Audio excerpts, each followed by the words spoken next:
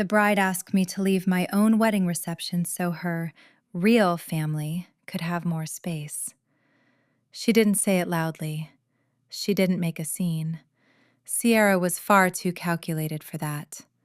She leaned in, the delicate lace of her sleeve brushing against my shoulder, smelling of expensive lilies and a desperation she usually kept camouflaged behind a pageant girl smile.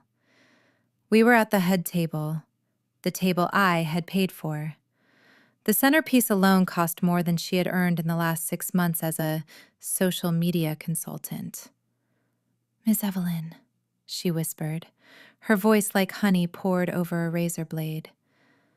"I know this is awkward, but we're having a bit of a seating crisis. My biological mother's side just arrived from Chicago, the real family, you know. And since you're already finished with your entree, I was wondering if you'd mind moving to the lounge area, or maybe heading back to the hotel. We just need to make sure the core family has room to sit together for the speeches." I didn't blink. I didn't let the fork in my hand tremble. I looked past her to my son, Terrence, my only son.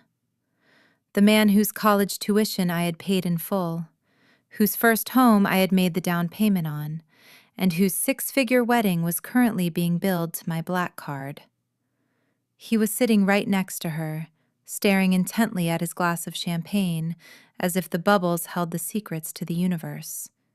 He heard her. He had to have heard her. "Terrence," I said, my voice low and steady. He didn't look up. "Mom, it's just for a little bit. Sierra's just stressed. It's her big day.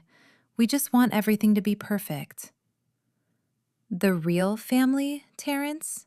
I asked. The words felt heavy, like stones in my mouth. Sierra chuckled, a soft, tinkling sound that didn't reach her eyes. "Oh, you know what I mean, Evelyn. The blood relatives, the people who have been there through the thick of it lately. We're just trying to keep the vibe intimate. You've always been so strong, so independent. You don't need the spotlight the way they do." I looked around the room. The grand ballroom of the Henderson Estate in Savannah was filled with 300 people. I knew at least half of them. I saw the deacons from my church, my colleagues from the university where I had served as dean of students for 15 years, and the cousins who had lived in my guest room when they had nowhere else to go. Then I looked at the real family standing awkwardly by the door. Sierra's mother, a woman who hadn't seen her in a decade until the wedding invitation was mailed, and a group of strangers who looked like they had just stepped off a Greyhound bus. Before I tell you what I did in that moment, I want you to tell me where you're watching from. I often sit on my porch and wonder how far these stories of ours travel. Stories of women who have been the floor everyone walks on, only to be told we're taking up too much room. Have you ever been made to feel like a guest in a house you built? Let me know in the comments. I'm listening. I didn't stand up immediately.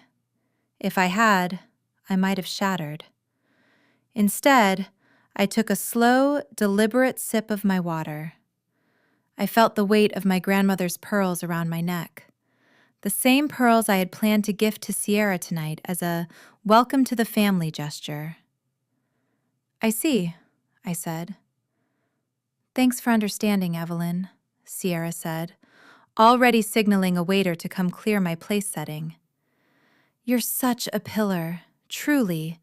We couldn't have done any of this without your support." The waiter, a young man who looked like he wanted to be anywhere else, hesitated.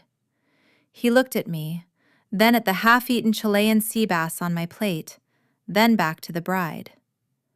"Clear it," Sierra commanded, her smile finally dropping for a fraction of a second. I watched him take the plate. I watched him take the crystal glass.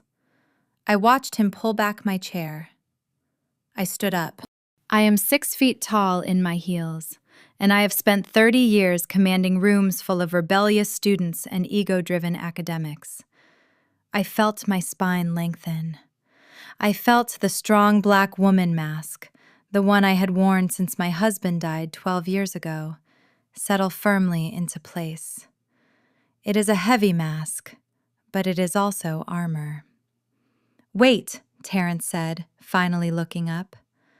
There was a flicker of something in his eyes. Shame, perhaps.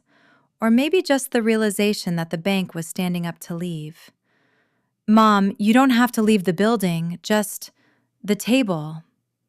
"No, Terrence," I said, my voice carrying just enough to make the people at the neighboring table turn their heads. "Sierra is right. The real family should have all the space they need. In fact, they should have the entire night." I turned to Sierra. She was looking at me with a triumphant sort of pity. She thought she had won. She thought she had finally pushed the matriarch off her throne so she could reign over the kingdom I had funded. "Enjoy the reception, Sierra," I said quietly. "It's exactly what you paid for." I didn't wait for her to process the irony in that statement. I turned and walked. The walk across a ballroom is a long one when you know everyone is watching. I felt the eyes of my sister Clarice on me. I felt the whispered questions of my friends. I kept my head high, my pace rhythmic. The soft click of my heels on the marble floor sounded like a countdown. I made it to the coat check. I handed over my ticket. The girl behind the counter looked at me with wide eyes. "Leaving so soon, Dr. Vance? The cake hasn't even been cut." "I've had my fill, baby," I told her. I walked out into the humid Savannah night. The valet brought my car around, a black Mercedes I had bought myself when I retired. I sat in the driver's seat for a long time, the engine idling, the air conditioning humming. I looked at my hands on the steering wheel. They were the hands of a woman who had worked since she was 16. They were the hands that had scrubbed floors so Terrence could have the right sneakers.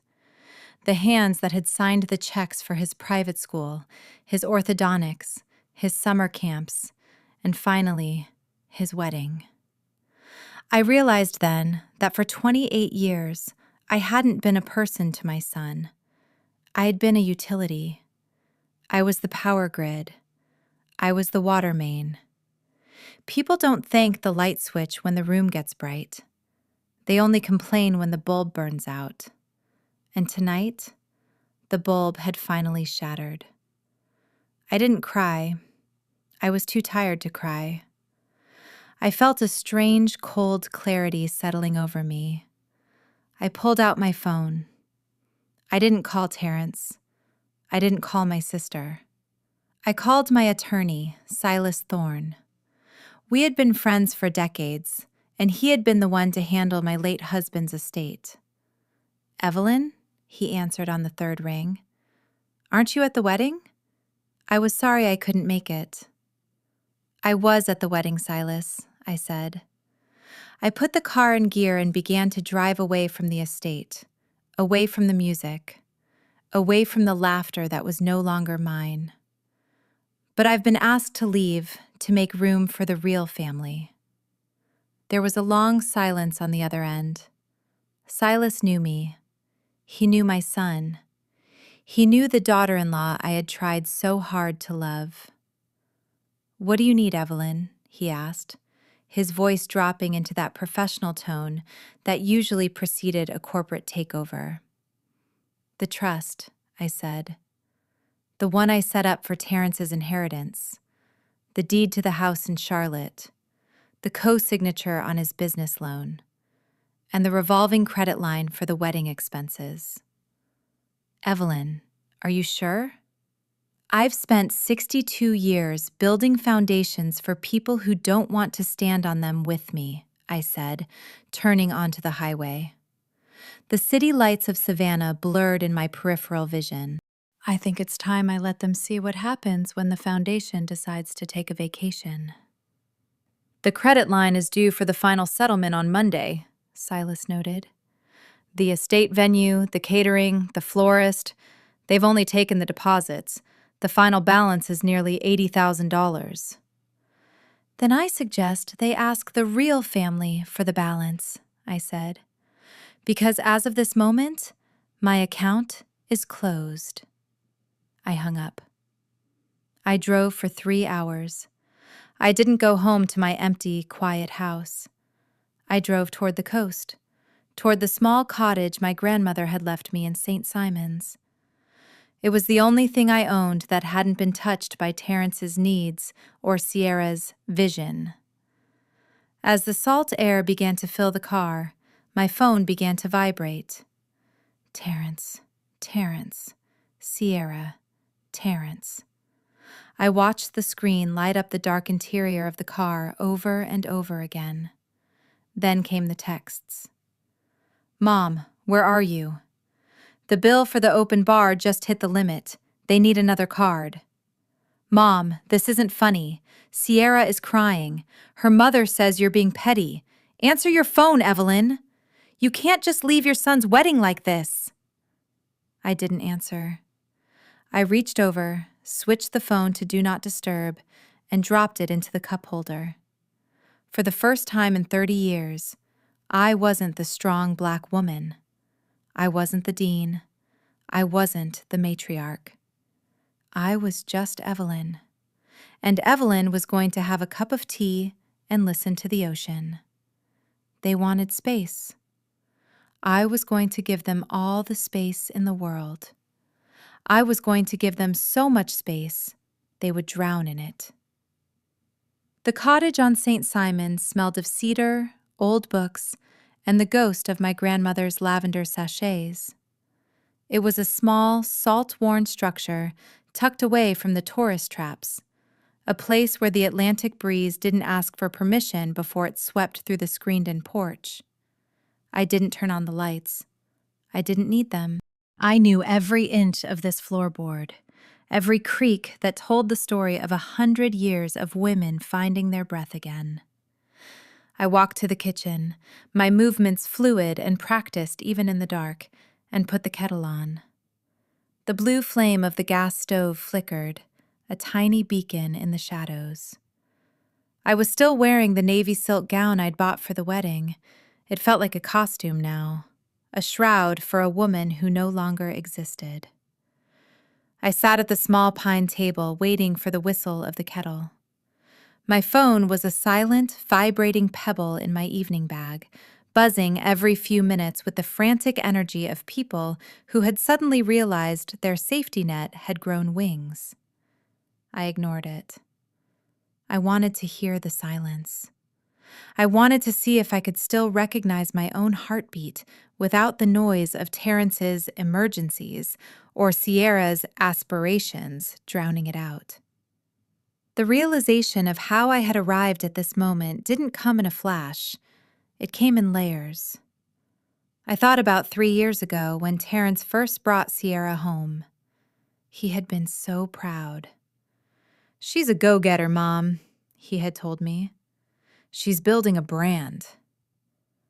I had looked at Sierra, with her perfectly manicured life and her eyes that always seemed to be scanning the room for a better opportunity, and I had felt a cold chill in my marrow. But I was the unbreakable foundation. I was the mother who supported. I was the woman who had buried a husband and kept a university department running without missing a single day of work. I told myself that if Terrence loved her, I would find a way to love her too. I should have known when she asked me to loan her $5,000 for a marketing course 3 months into their relationship. I should have known when she suggested we host my 60th birthday at a restaurant she wanted to promote, then forgot her wallet when the check came. But the strong black woman trap is a subtle thing.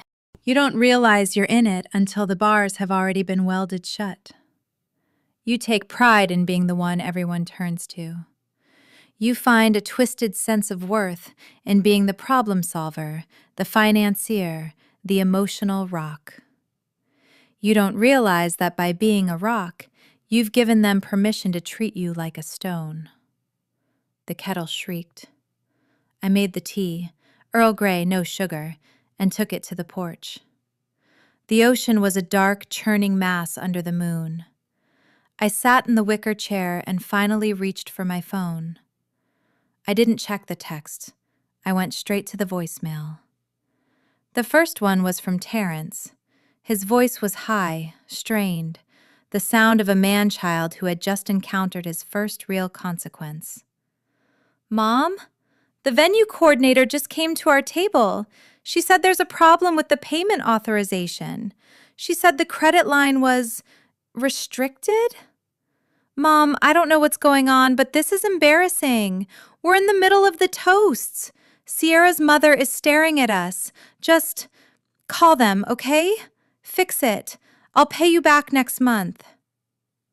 I deleted it. I'll pay you back next month. A lie he had been telling since he was 15. The next was from Sierra. The honey was gone. The razor blade was out. "Evelyn, this is beyond petty. To ruin your only son's wedding night because of a seating arrangement? Do you have any idea how much stress I'm under? The catering manager is threatening to stop the bar service. My family is here. If you don't call the bank in the next 10 minutes, I will never forgive you for this. Do you hear me? Never." I deleted that one too. Her forgiveness was a currency that had no value in my world anymore. The third message was from my sister, Clarice. Clarice is 5 years younger than me, a spitfire who never married and never felt the need to play the role of the sacrificial lamb. "Evie," Clarice's voice was warm, vibrating with a suppressed laugh. "I saw you walk out. You looked like a queen, leaving a peasant revolt. I stayed behind just to watch the fireworks. Oh, sister, you should see it. The real family from Chicago? Turns out Sierra's mother brought 3 cousins who were just guys she met at a bar near the hotel. They're currently arguing with the waitstaff about the champagne. And Terrence, poor, sweet, useless Terrence, is sitting at the head table looking like his puppy just died. The coordinator just told them that if the balance isn't settled, the police will be called for theft of services. I'm sitting here with a glass of the good bourbon you paid for, and I have to say, the view is spectacular. Call me when you get to the cottage." I felt the first stirrings of a smile. It wasn't a smile of malice. It was a smile of release. I took a sip of the tea. It was hot, bitter, and grounding. I thought about the real family. I knew why Sierra wanted me gone from that table. It wasn't just about space. It was about narrative. Sierra had spent the last year telling her mother's side of the family that she was the one who had made it. She had implied that she and Terrence were the power couple, the self-made successes. My presence, my pearls, my posture, the way the university donors at the wedding addressed me as Dr. Vance was a constant reminder of the truth. I was the source. She was the parasite. By removing me, she thought she could finally be the person she pretended to be. She wanted to play queen without having to acknowledge the woman who had forged the crown. But there is a law in nature. The parasite dies when the host walks away.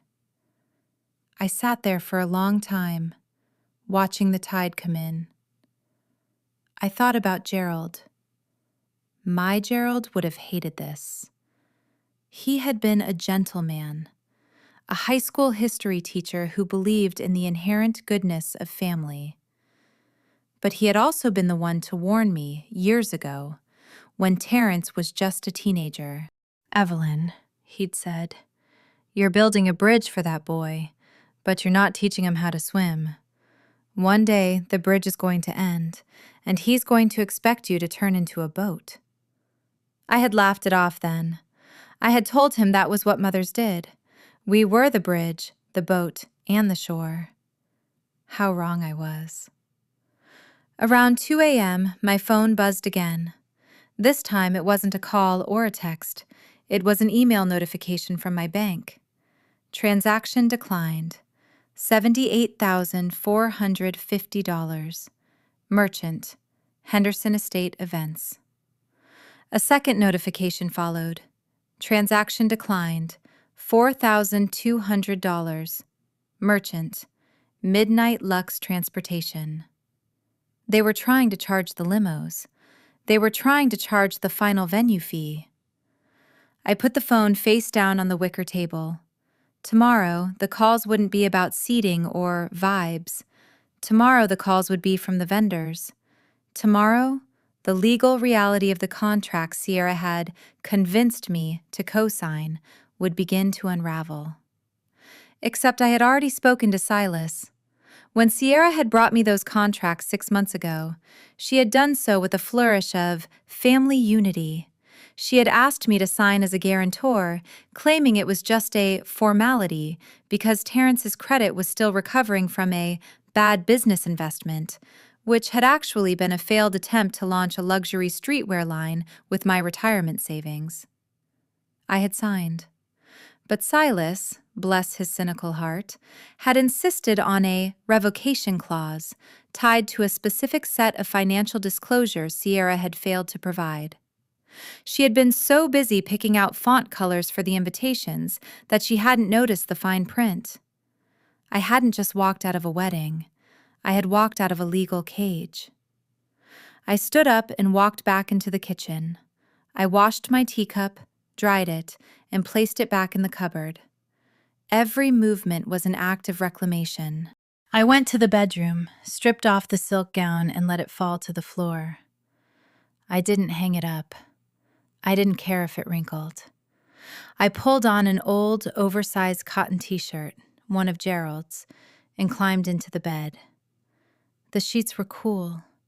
The air was salt-heavy. Just as I was drifting off, my phone gave one final, long vibration. A text message from an unknown number. I know what you did, Evelyn. You think you're the only one with secrets? Ask Terrence about the research fund he's been dipping into. We'll see who's still standing on Monday morning. I stared at the glowing screen in the dark. The research fund. My pulse quickened, but not with fear, with a cold, sharp curiosity. The research fund was a scholarship foundation I had established in Gerald's name for underprivileged students in our community. I was the sole trustee. Terrence had no access to it. At least, he wasn't supposed to. I sat up in bed, the silence of the cottage suddenly feeling very thin. I had spent 20 years protecting my son from the world. It appeared I should have been protecting the world from my son. I didn't go back to sleep. I got up, went back to the porch, and opened my laptop. It was time to look at the one thing I had always refused to audit: my own heart's blind spots. The sun began to bleed over the Atlantic, turning the gray horizon into a bruised palette of violet and gold. It was a beautiful morning, the kind that usually called for a long walk on the beach to collect shells and peace. But I was sitting in the blue glare of my laptop, my fingers hovering over the keyboard, feeling a coldness that had nothing to do with the morning air. I logged into the portal for the Gerald Vance Memorial Scholarship Fund. I had started this fund 10 years ago, shortly after Gerald passed. It was small at first, just the life insurance money and the donations from the faculty at the university. But over the years, through careful investment and my own relentless fundraising, it had grown into a legacy. We sent 3 kids from the West Side to college every year, full rides, books, board, and a little extra for the things their parents couldn't afford. It was the most sacred thing I owned. It was Gerald's name. It was his heartbeat. I navigated to the transaction history for the last 18 months. My breath hitched. There were withdrawals. Small ones at first. $1,500 listed as administrative consulting. $2,200 for marketing outreach. Then they got larger. $5,000 for event planning. $8,000 for digital asset management. I looked at the digital signatures on the authorization forms. Evelyn D. Vance. The signature was a near-perfect replica of mine. But I hadn't signed those. I hadn't even looked at this account in 6 months because I had been so busy planning the wedding. I felt a sudden, sharp nausea. I leaned back in the wicker chair, the laptop screen reflecting in my glasses. I had given Terrence a seat on the board of the foundation 3 years ago. I wanted him to understand the value of service. I wanted him to have a connection to his father's legacy. I had given him the administrative login credentials just in case of an emergency. The emergency, it seemed, was Sierra's taste for luxury. I traced the dates. The withdrawals lined up perfectly with Sierra's major milestones. The $5,000 outreach fee was dated the same week she had posted pictures of her engagement moon in Tulum. The $8,000 digital asset fee was the same week she had purchased that designer wedding gown, the one she had told me she won in a bridal boutique contest. He hadn't just used my credit. He had stolen from the children. He had stolen from his father's memory. I closed the laptop. My hands were perfectly still, a trait I'd inherited from my mother, a woman who could shell peas with a hurricane howling outside the door. But inside, I was shifting. The woman who had walked out of that ballroom was a woman who was hurt. The woman sitting on this porch now was a woman who was done. My phone rang. It wasn't Terrence. It was Brenda Rochelle Carter. Brenda was my oldest friend, or perhaps my most consistent witness. We had gone to Spelman together. We had been bridesmaids in each other's weddings. She was the kind of woman who wore a church hat like a weapon and knew everyone's business before they knew it themselves. "Evelyn, Denise," Brenda said, her voice a low, melodic drawl. "I am sitting in the lobby of the Henderson estate, and I am watching a scene that would make a soap opera writer blush. Are you safe?" "I'm at the cottage, Brenda," I said. "I'm safe." "Good, because the police are here, honey. Not for you, for the bill. It seems the happy couple tried to leave through a side exit about an hour ago, but the venue manager had the security guards block the driveway. Apparently, the balance is north of $80,000, and the credit card on file, yours, I presume, came back with a hard decline." I felt a grim satisfaction. "The credit line was revoked, Brenda. I'm no longer a guarantor." "I figured as much when I saw Terrence's face," Brenda chuckled, though there was a thread of genuine concern in her voice. "He's currently trying to explain to a Savannah PD officer that his mother is having a medical episode and forgot to authorize the payment. He's trying to play the worried son card, Evie. It's working on the officer, but it's not working on the venue manager. She wants her money." "Let them call whoever they need to call," I said. "But tell me, Brenda, is Sierra's mother still there?" "Oh, she's the loudest one in the room," Brenda said. "She's screaming about how you're an evil stepmother, which is interesting, considering you're Terrence's biological mother. She's telling everyone that you promised to pay for everything and that this is financial abuse of the elderly. She's actually calling you the abuser, Evelyn." I looked out at the ocean. The strong black woman expectation was being used against me now. Because I had always been the provider, my sudden refusal to provide was being framed as a crime. If the ATM stops giving out cash, the person holding the card doesn't look at their own empty balance. They kick the machine. "Let her talk," I said. "Brenda, I need a favor. You still have that contact at the district attorney's office? The one who handled your nephew's internship?" There was a pause. Brenda's voice sharpened. "I do. Why? Evelyn, what did that boy do?" "He didn't just spend my money, Brenda. He touched the scholarship fund. He forged my name." The silence on the other end was heavy. Brenda knew what that fund meant. She had been at the funeral when we asked for donations in lieu of flowers. "I'll call you back in an hour," Brenda said, her voice now devoid of any humor. "And Evelyn, don't you dare answer his calls. Don't you give him a single inch of grace. He didn't just break your heart. He spit on Gerald's grave.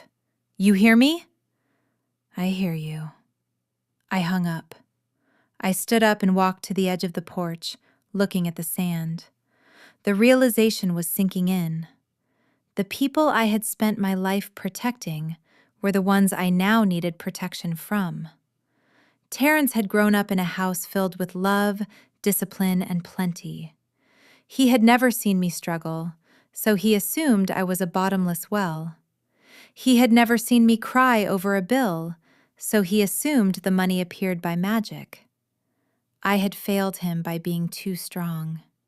I had made survival look so easy that he thought it was a game. My phone buzzed, a text from Terrence. "Mom, please. They're threatening to arrest me. Just pay the venue and we can talk about the fund later." I was going to put it back. "I have an investment coming through. Don't do this to me. Not today." "Think about what Dad would say." I stared at the words. Think about what Dad would say. That was the mistake. He thought he could use the ghost of a good man to haunt me into submission. He didn't realize that Gerald's voice was the one telling me to burn the bridge. I didn't reply. Instead, I did something I hadn't done in years. I opened the documents folder on my laptop and began to draft a letter. It wasn't a letter to Terrence. It was a formal resignation from the board of the Gerald Vance Memorial Scholarship Fund, effective immediately. In the letter, I requested a full forensic audit and named the specific discrepancies I had found. I copied the foundation's legal counsel. I was cutting the cord. If I stayed on the board and tried to fix it quietly, which is what the old Evelyn would have done, I would be an accomplice to his fraud. I would be protecting him at the expense of the children the fund was meant to serve. By resigning and calling for an audit, I was stepping out of the line of fire and letting it hit him full force. It was the hardest thing I had ever done. It felt like I was reaching into my own chest and pulling out a piece of my heart. But I realized that the strong black woman doesn't just endure pain. She has the strength to let go of the things that are killing her. I hit send. The moment the email left my outbox, I felt a strange lightness. It was the feeling of a weight falling away. The weight of 28 years of mothering a man who chose to be a thief. I went back to the kitchen and made another pot of tea. This time, I put a little honey in it. I was going to need the sweetness for what was coming next. Because the real family was about to find out that when you ask the matriarch to leave the room, she takes the walls and the roof with her. About 30 minutes later, another call came through. This one wasn't from Brenda, and it wasn't from Terrence.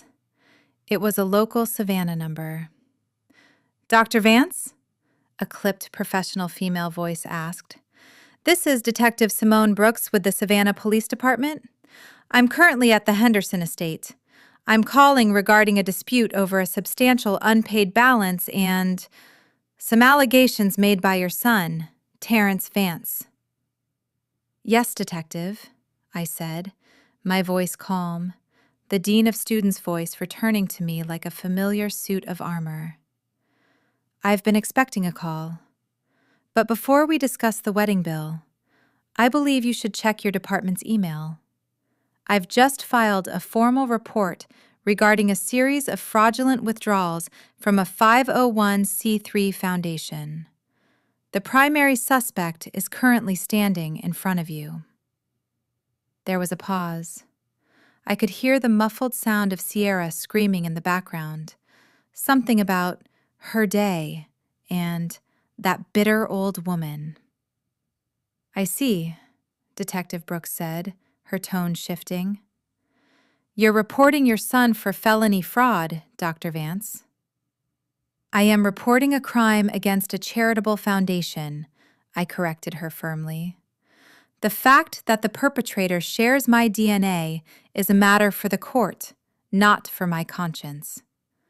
I will be at my attorney's office in Savannah at 10 o'clock tomorrow morning to provide all necessary documentation. Until then, I have nothing further to say." "Wait," the detective started, but I ended the call. I walked to the bedroom and looked at myself in the mirror. I looked older. The lines around my eyes were deeper, and there was a streak of silver in my hair I hadn't noticed before. But my eyes were clear. For decades, I had been the unbreakable foundation. I had been the woman who held it all together, who made sure everyone else was fed, housed, and happy.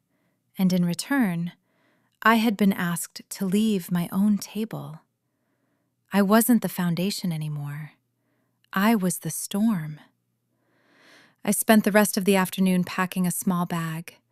I wasn't going back to my house in Savannah. Not yet. I had a list of things to do: bank accounts to freeze, titles to transfer, and a lawyer to meet. As I was leaving the cottage, I saw a car pulling into the gravel driveway. It was a flashy white SUV I recognized instantly. Sierra. She hadn't even waited for the police to finish their report. She had somehow found out where I was and driven 3 hours to confront me. She climbed out of the car, her white wedding dress rumpled and stained at the hem, her veil long gone. She looked like a ghost of the girl who had whispered in my ear at the reception. "You bitch!" she screamed, her voice echoing off the quiet cottage walls. "You've ruined everything! They're going to arrest him! Do you hear me? They're going to arrest your only son!" I stood on the porch, my hands folded in front of me, watching her stumble across the gravel. "No, Sierra," I said, my voice barely above a whisper, yet it carried over her hysterics. "I didn't ruin anything. I simply stopped paying for the ruins you created." She stopped at the bottom of the porch steps, her face contorted with a rage that was ugly and naked. "You think you're so high and mighty. You think you can just walk away? We're family. You owe us." Family. I repeated the word as if it were a foreign language. "The real family is back at the ballroom, Sierra. I'm just the guest you asked to leave. And as a guest, I have no further obligations to the host." I stepped off the porch and walked toward my car. She tried to block my way, her hands reaching out as if to grab me, but I didn't stop. I walked with a purpose she couldn't comprehend. "Get out of my way, Sierra," I said. "You have a balance to pay, and I have a life to start." I got into my Mercedes, locked the doors, and backed out of the driveway. In the rear-view mirror, I saw her, standing in the dust, a white-clad figure in the middle of a road that led nowhere. The real family was finally alone, and I was finally free. The drive from St. Simon's back toward the outskirts of Savannah was a slow descent into a cold, hard clarity. The interstate was mostly empty, the asphalt shimmering under a sun that felt too bright for the weight of the day. I kept the radio off. I didn't want the comfort of gospel music or the distraction of the news. I wanted the silence to sit with me like an old friend who didn't feel the need to fill the air with lies. I had been a mother for 28 years. For 10,000 nights, I had gone to sleep with my son's safety as my final prayer. I had been the woman who checked under the bed for monsters, then grew up to be the woman who checked the fine print of his contracts for traps. I had spent my youth and my middle age ensuring he never had to feel the sharp edges of the world, and in return, he had handed the blade to a woman who saw my heart as nothing more than a target. As I drove, my mind kept drifting back to a Tuesday afternoon 3 years ago. Terrence had come to my office at the university. He was wearing a new suit, too expensive for his entry-level salary, and carrying a bouquet of yellow roses. He told me he was moving into a new apartment, a penthouse in the historic district. "I'm finally stepping up, Mom," he had said, beaming. "I'm making things happen." I had been so proud. I didn't ask how he was affording a $4,000 a month rent on a marketing coordinator's salary. I assumed he had been saving. I assumed he was disciplined. I wanted to believe in his success so badly that I had blinded myself to the math. I had invited him to dinner that night, cooked his favorite short ribs, and toasted to his independence. Now, as the Savannah skyline appeared in the distance, I realized I hadn't been toasting his independence. I had been toasting his ability to hide the theft of my own life's work. I pulled into the parking garage of a nondescript brick building near the courthouse. This wasn't Silas Thorne's main office, the grand one with the glass walls and the view of the river. This was his war room, a private suite he used for the kind of litigation that required discretion and steel. Silas was waiting for me. He looked older in the harsh fluorescent light of the hallway, but his eyes were sharp. He didn't offer a platitude. He didn't say he was sorry. He just opened the heavy oak door and gestured to a chair that felt like it was made for a woman about to go to battle. "The audit is underway, Evelyn," Silas said, sitting across from me. He placed a thick manila folder on the desk. "I have 2 forensic accountants working through the Foundation's books as we speak, but there's something else. Something I found when I started pulling the titles for your personal properties." I felt a small, cold knot form in my stomach. "The house in Charlotte?" "No," Silas said. "The house in Savannah, your primary residence." I frowned. That house was paid off 5 years ago.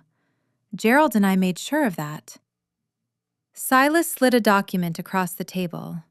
It was a deed of trust, a second mortgage, for $400,000. "This was filed 6 months ago," Silas said quietly. "It bears your signature, Evelyn, notarized by a woman named Yolanda Jenkins." I stared at the paper. The signature was mine, or rather, it was the same near-perfect imitation I had seen on the scholarship fund withdrawals. My hand didn't shake as I touched the paper, but I felt a phantom heat rising in my chest. "I don't know a Yolanda Jenkins," I said. "She's Sierra's aunt," Silas replied. "A notary public in the city of Atlanta. It seems they didn't just take the money from the kids, Evelyn. They put a lien on the roof over your head to fund their brand and this wedding." I leaned back in the chair.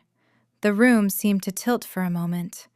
I thought about the wedding reception again, the way the light had caught the crystal chandeliers, the way the expensive champagne had flowed like water. I thought about the real family and the space they needed. They hadn't just asked me to leave the table. They had already stolen the house the table was sitting in. "Can we prove fraud?" I asked, my voice sounding like it was coming from a long way off. "We can," Silas said, "but it will be a criminal matter. It won't be a quiet family dispute anymore, Evelyn. If we go after the notary and the signature, the DA will have no choice but to prosecute Terrence for felony identity theft and mortgage fraud. He won't just lose his reputation, he will lose his freedom." He paused, looking at me with a profound, weary compassion. "You've been the pillar for a long time, Evie. Are you ready to be the one who brings the roof down?" I stood up and walked to the window. Below, the city was moving. People going to lunch, tourists taking photos of the Spanish moss, life continuing as if the world hadn't just fractured. I thought about the strong black woman expectation. If I forgave him, I would be the good mother. I would be the woman who sacrificed her own security to save her son from his own choices. I would be praised for my grace. People would whisper at church about how Evelyn is so strong. Look how she stood by him. But if I stood by him, I would be a lie. I would be teaching him that my love is a sanctuary for his cruelty. I would be telling Sierra that she was right, that I am just a utility to be used and discarded. And more importantly, I would be failing Gerald. Gerald, who believed that a man's character was his only true currency. "Evelyn?" Silas prompted. I turned away from the window. I felt a strange, quiet power vibrating through me. It wasn't anger. It was sovereignty. It was the moment the queen realizes the court has been plotting her death and decides she no longer needs a court. "Do it," I said. "All of it?" "The mortgage fraud, the scholarship fund, the credit card theft, every single cent," I said, my voice steady and cold.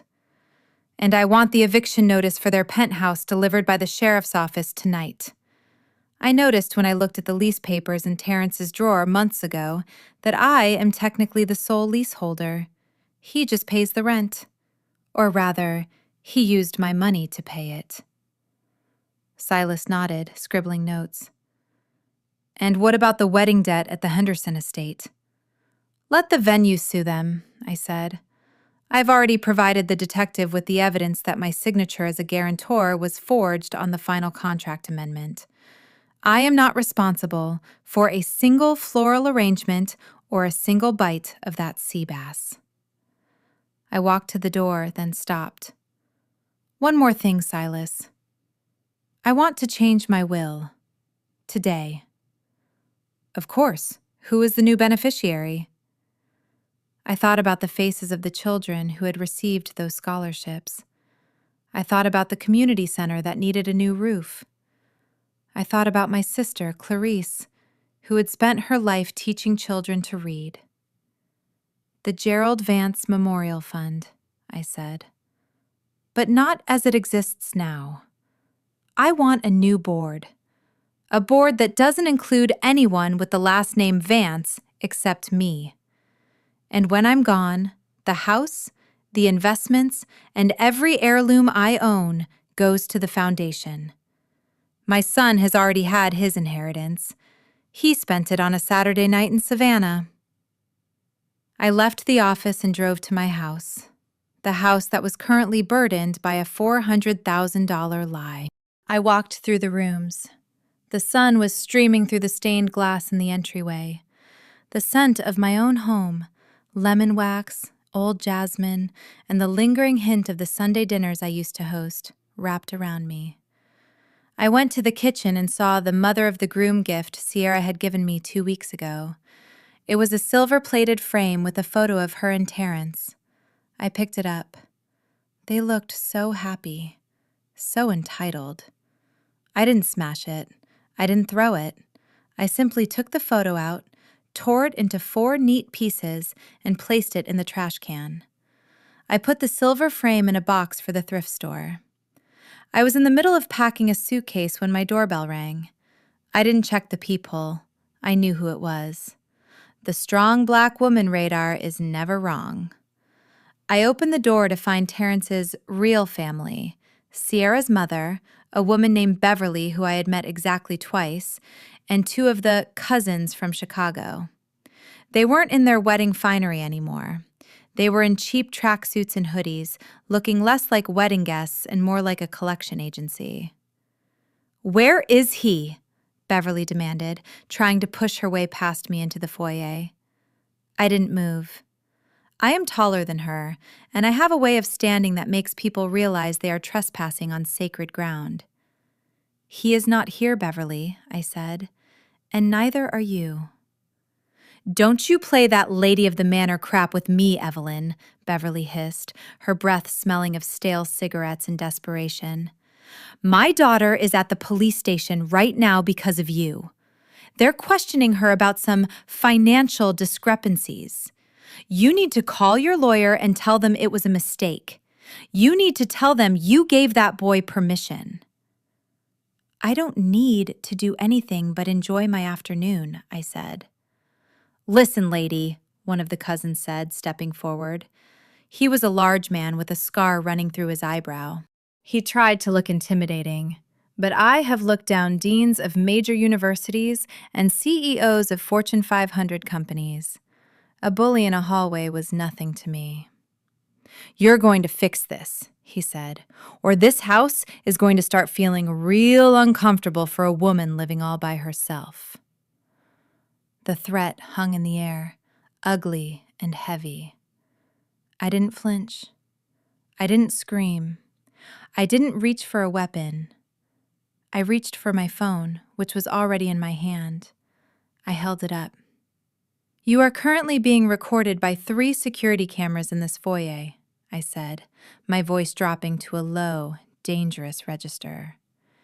"And I am currently on a live stream call with the Savannah Police Department's dispatch. You have approximately 90 seconds to leave my property before you are arrested for trespassing and attempted extortion." I looked the cousin directly in the eye. "And just so we're clear, this house isn't uncomfortable for me. I built it. But I imagine a jail cell will feel very small for someone like you." Beverly looked at the camera, then back at me. She saw the look of a mother who has stopped being a shield and has become a sword. "You're cold, Evelyn," she spat. "You're a cold-hearted, bitter woman. Your own son is going to hate you for the rest of his life." "If his love was contingent on me being his victim," I said, "then his hate is a compliment I am happy to accept." They turned and retreated down the porch steps. I watched them get into a beat-up sedan and peel away from the curb. I closed the door and locked it. I leaned my forehead against the cool wood for a single second. Then I straightened my suit. I went back to the bedroom and finished packing. I wasn't running. I was moving. I had a reservation at a hotel downtown, a hotel that didn't know the real family, a hotel where the staff would call me Dr. Vance, and where I could sleep in a bed that didn't have a $400,000 debt hanging over it. As I was loading my suitcase into the car, a text message came through. It wasn't a threat. It wasn't a plea. It was a photo. It was a picture of a bank statement from an offshore account I didn't recognize. The balance was $300,000, and the primary account holder was Terrence Vance. Under the photo was a message from an unknown number. "He didn't spend it all on the wedding, Evelyn. He was planning to leave you with the debt and the disgrace, then disappear to Cabo with Sierra next month. He's been planning this for a year. Check the travel folder in his office. He never loved the real family. He just loved their help in erasing you. I sat in the driver's seat, the phone glowing in my hand. He hadn't just been a weak man controlled by a manipulative woman. He had been the architect. I felt the last thread of maternal hesitation snap. I put the car in gear. I wasn't going to the hotel yet. I was going to the district attorney's office. The real family wanted space? I was going to make sure they had all the space they could ever want, behind a set of steel bars. The district attorney's office was housed in a building that whispered of old money and even older secrets. It was a place of high ceilings, dark wood, and the lingering scent of floor wax and heavy law books. I arrived just as the late afternoon sun was beginning to stretch long, spindly shadows across the marble floors.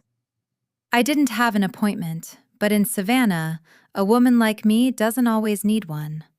I have sat on enough boards and chaired enough community galas to know exactly which doors open with a firm look and a well-placed name. "Dr. Vance," the receptionist said, her eyes widening slightly. She knew. Of course she knew. In the tight-knit circles of the city's Black professional class, news of the wedding disaster at the Henderson estate had likely traveled faster than the humidity. "Mr. Montgomery is in a meeting, but I'm sure he'll want to see you." Julian Montgomery was a man I had known since he was a junior prosecutor. Now, as the district attorney, he was the gatekeeper of justice in this county. He was also a man who had deep respect for my late husband. When he opened his office door 10 minutes later, he didn't look like a man ready to discuss law. He looked like a man who was profoundly sorry for what he had to say. "Evelyn," he said, ushering me in. He didn't sit behind his desk. He sat in the armchair across from me, a gesture of equality and shared grief.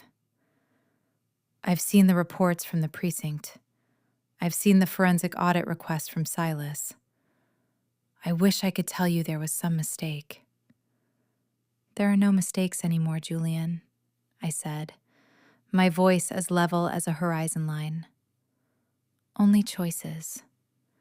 And I'm here to make sure you have all the information you need to prosecute the choices made by Terrence Vance." Julian sighed, leaning back.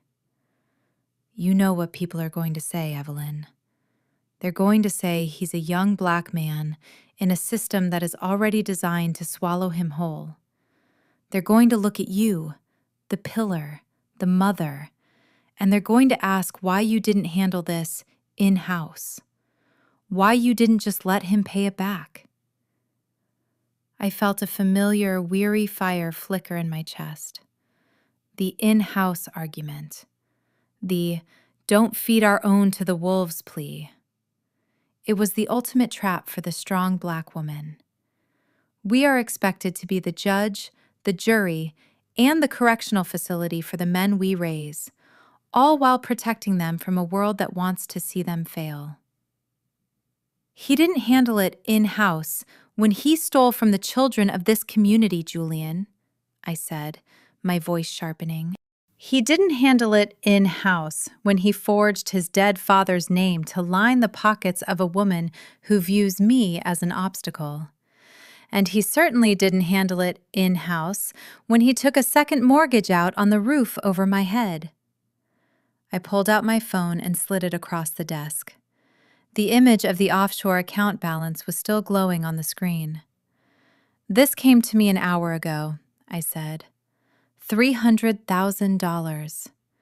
He wasn't just stressed or misguided. He was embezzling. He was planning to leave the country while I was left to deal with the fallout of a $400,000 fraud.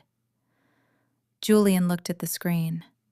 His expression shifted from sympathy to a cold, professional steel. He recognized the account structure. He recognized the intent. "This changes the charges from simple fraud to money laundering and grand larceny," Julian said quietly. If he was planning to flee, it also removes any chance of bail. Good, I said. He looked up at me, surprised by the finality in my tone. Evelyn, are you sure? Once I sign off on these warrants, there is no turning back. You will be the state's primary witness. You will have to stand in a courtroom and testify against the boy you raised. I didn't raise a thief, Julian, I said, standing up. I adjusted my silk scarf, the fabric smooth and cool against my skin. I raised a man, and if that man has chosen to be a criminal, then he must face the law of the land. My duty as a mother ended when he decided my life was a resource for him to strip mine. I left the office before he could offer any more platitudes. I didn't want his pity.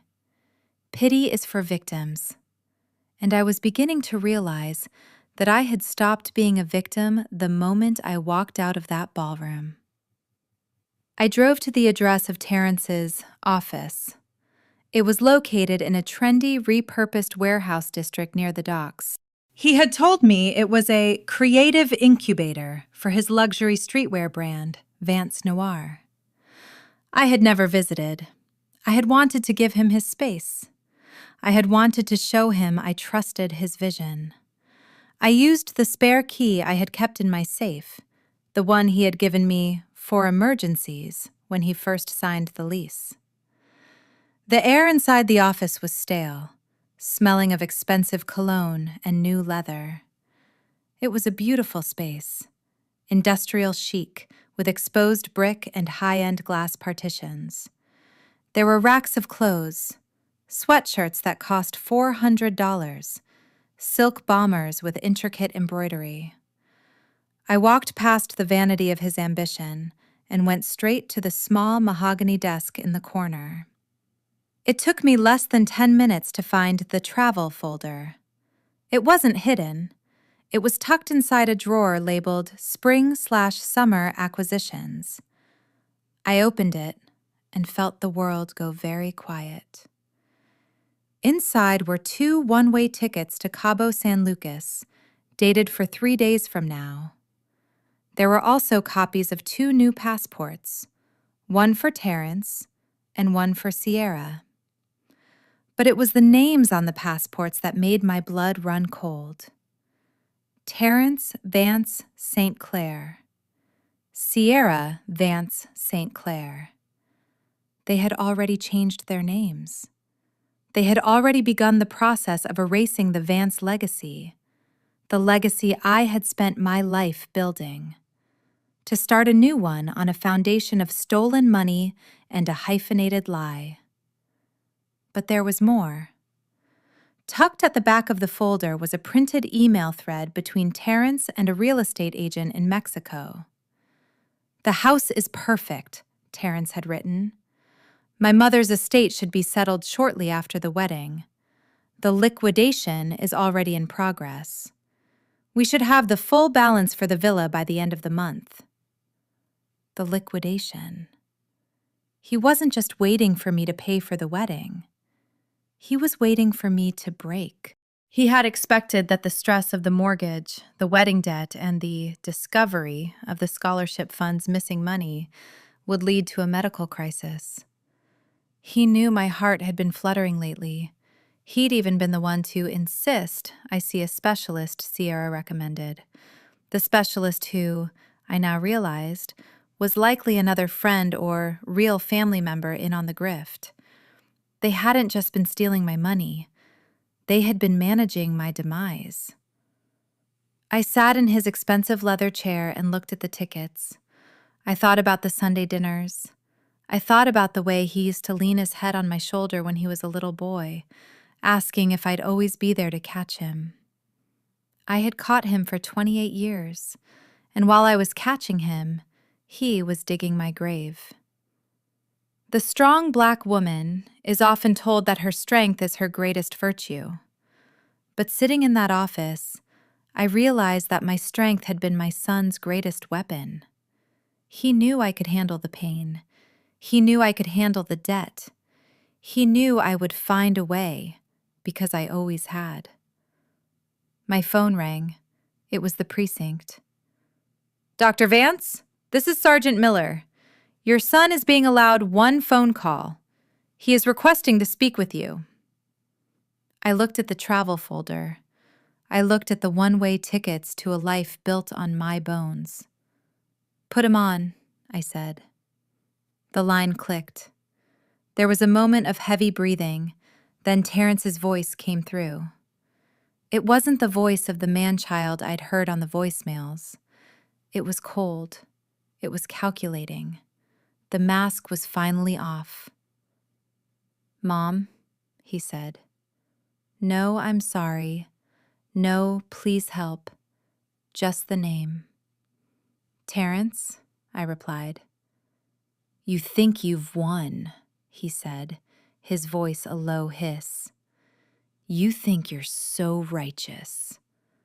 But do you have any idea how exhausting it was to be your son? To live in the shadow of the great Dr. Vance and the saintly Gerald? You didn't give me a life. You gave me a blueprint for a museum. I wanted something of my own. And you decided the best way to get it was to kill the woman who gave you everything? I asked. I didn't want you dead, Mom, he said. And for a second, there was a flash of the old Terrence. Then it vanished. I just wanted you out of the way. You're too much. You take up all the air in the room. Even at my own wedding, you had to be the one everyone looked at. Sierra was right. You're a narcissist disguised as a martyr. I let the word narcissist hang in the air. It was a classic projection, the favorite tool of the entitled. I'm in Terrence's office right now, Terrence, I said, using his name like a scalpel. I'm looking at the tickets to Cabo. I'm looking at the villa agreement. And I'm looking at the passport for Terrence Vance St. Clair. Silence. Cold, hard silence. The district attorney has been notified of the offshore account, I continued. The warrants for money laundering and felony fraud have been signed. You aren't going to Cabo, Terrence. You aren't going anywhere. You're going to destroy your own son? He whispered, and this time I heard the fear. The predator finally realized the trap had closed. You know what happens to people like me in the system, Mom. You're a black woman. How can you do this to me? I'm not doing this to you, Terrence, I said, my voice as calm as a prayer. You did this to yourself. You chose to be a Vance St. Clair. And as it turns out, the Vance St. Clairs don't have a mother to save them. They only have the law. I hung up. I didn't leave the office immediately. I walked to the window and looked out at the Savannah River. The water was dark, moving with a relentless tidal power. I took the one-way tickets and the villa agreement. I took the travel folder. I walked to the small industrial paper shredder in the corner of the room, the one he had likely used to destroy the records of his thefts. I turned it on. The whirring sound filled the quiet office. One by one, I fed the tickets into the blades. I fed the villa agreement. I fed the plans for the life he thought he could steal from me. When the folder was empty, I turned off the shredder. I felt a profound sense of peace.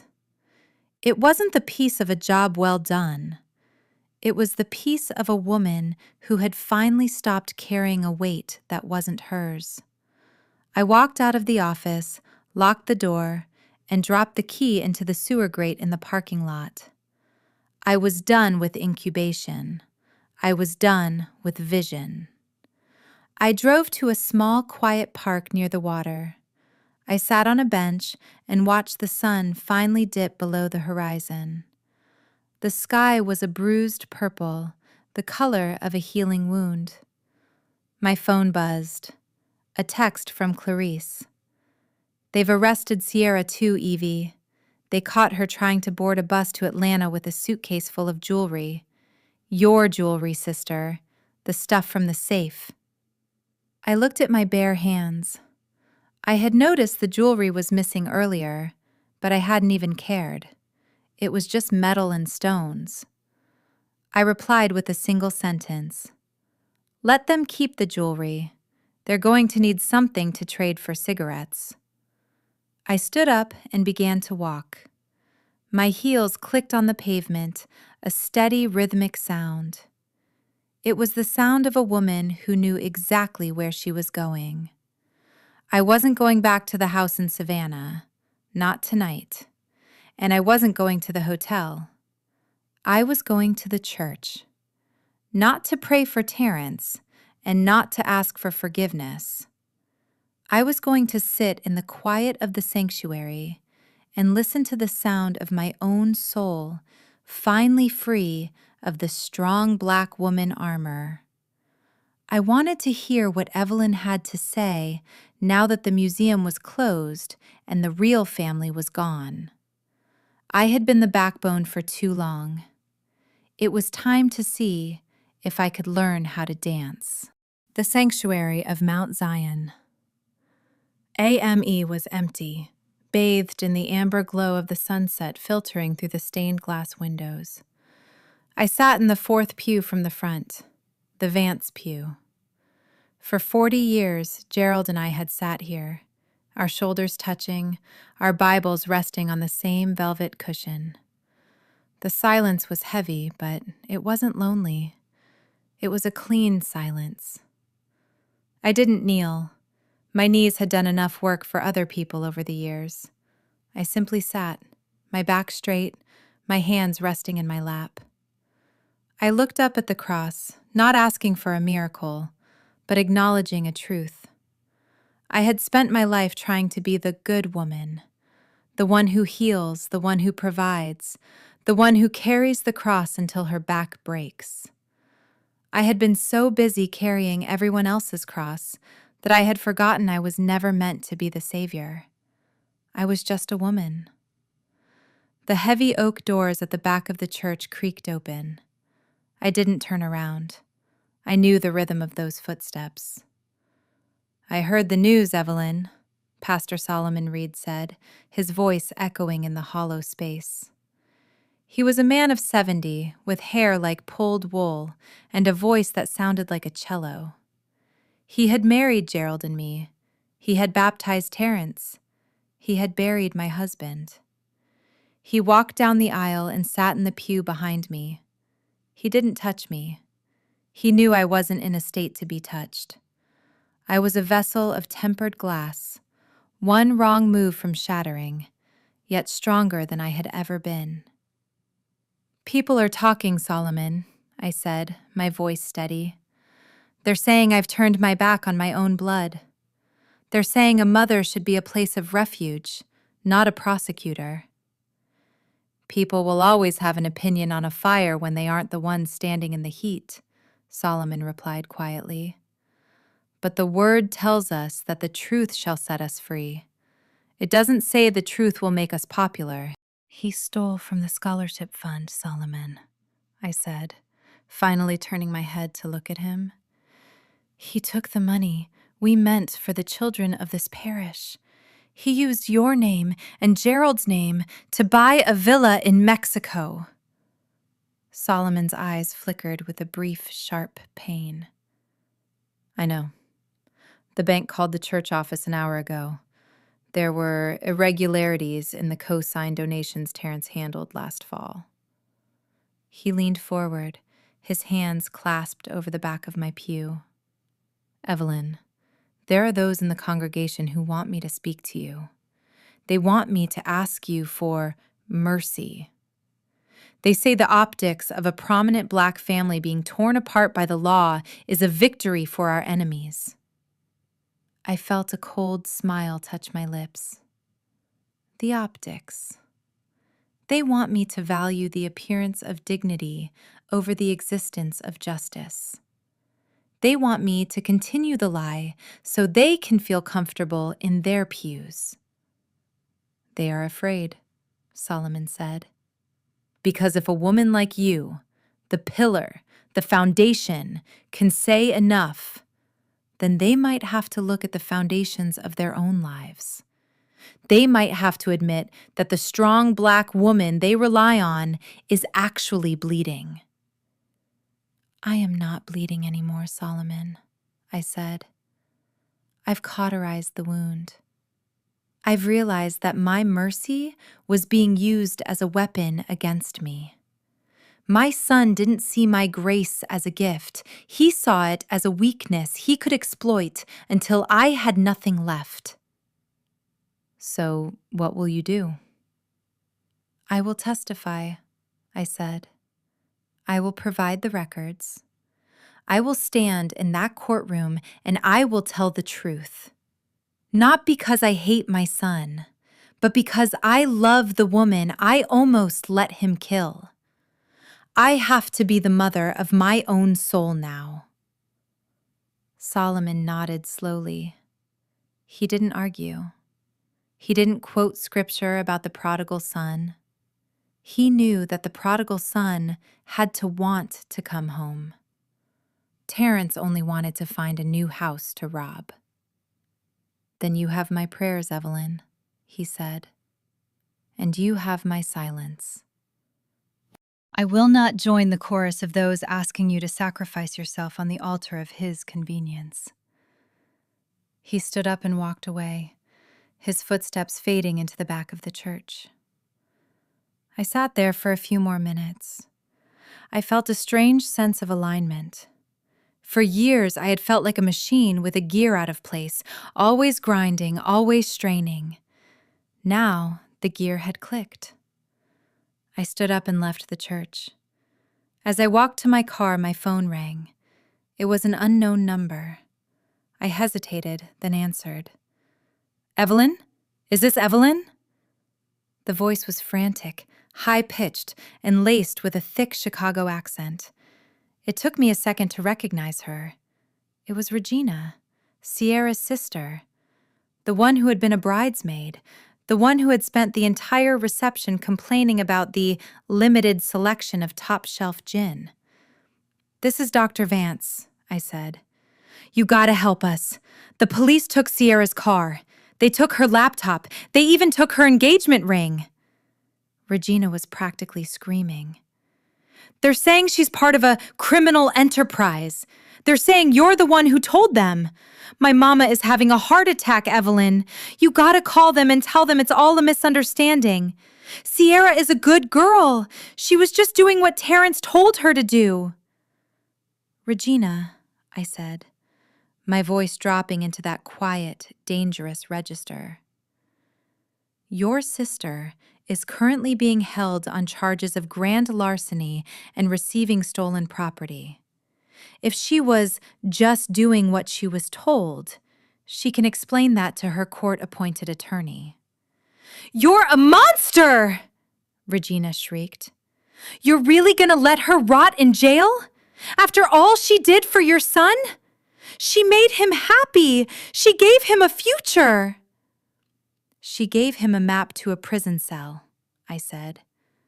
And as for the jewelry she was carrying, tell your mother that if she wants to see the real family again, she should probably start by hiring a lawyer who doesn't accept payment in stolen pearls. I hung up and blocked the number. The real family was starting to realize that the bank was not only closed, but the building had been demolished. I drove back to my house. I didn't go inside. I sat in my car in the driveway and watched the shadows of the trees dance across the front door. I thought about the house. It was too big. It was filled with the echoes of a life that was now over. The $400,000 mortgage was a weight, yes.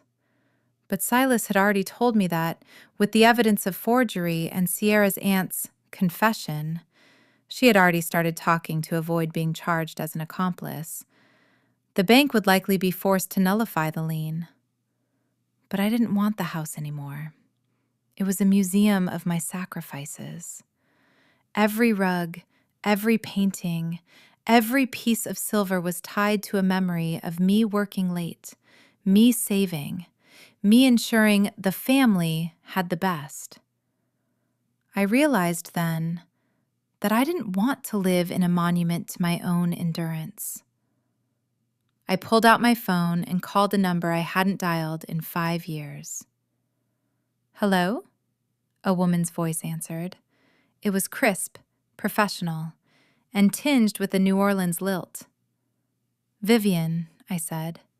"It's Evelyn Vance." "Evelyn!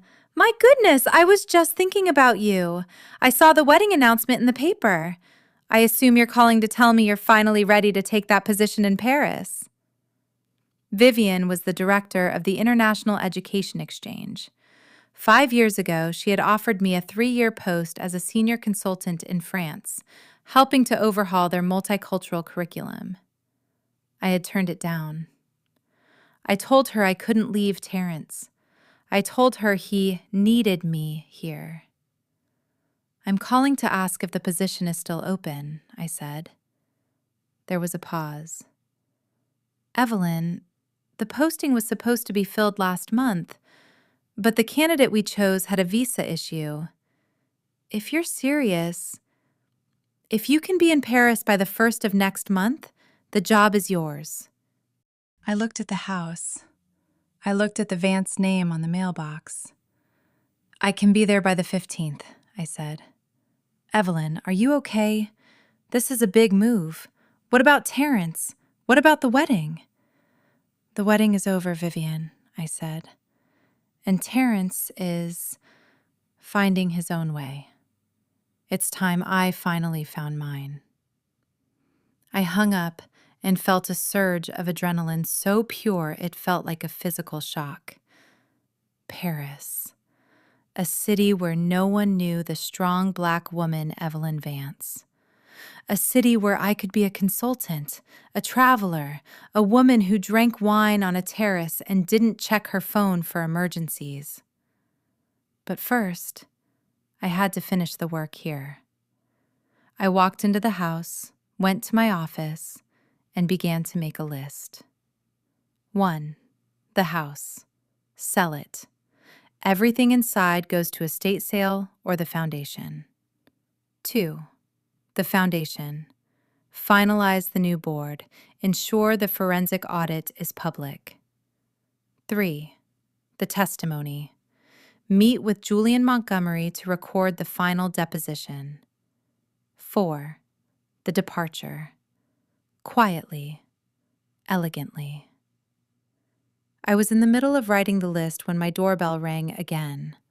I checked the camera this time. It wasn't the real family. It was a courier. I went to the door and signed for a thick, legal-sized envelope. It was from a law firm I didn't recognize. I opened it and felt a cold, familiar dread. It was a lawsuit. Sierra's mother, Beverly, was suing me for intentional infliction of emotional distress and breach of verbal contract. She was claiming that by revoking the credit line for the wedding, I had caused her daughter irreparable psychological harm and that I owed them the full $80,000 plus damages. I laughed. I actually laughed out loud in the empty foyer.